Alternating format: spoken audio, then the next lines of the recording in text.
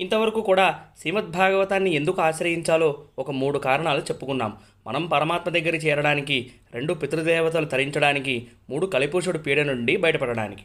అయితే మన మనసు ఎప్పటిలాగానే ముందుకు వచ్చి నాకు ఇంకొక కారణం ఏమైనా చూపి అని అంటుంది. కాబట్టి మనం మనసుతోటి ఎప్పుడు గొడవ పడకూడదు, దాన్ని నెమ్మదిగా నచ్చచెప్పాలి.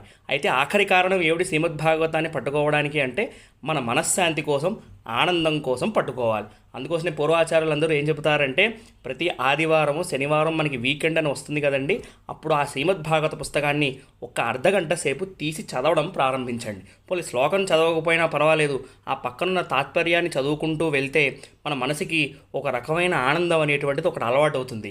అదొక 5-6 వారాలు అయిన తర్వాత ఒకవేళ ఏ కారణం చేదైనా ఆ పుస్తకం తీయకపోతే మన మనసు అడగడం ప్రారంభిస్తుంది, ఈ 5-6 వారాలు ఏదో చదువుతున్నావు కదా, మళ్ళీ చదువు అని అంటుంది. కాబట్టి ఆ ఆనందాన్ని మనం మనసుకి అందించాలి. హరే కృష్ణ.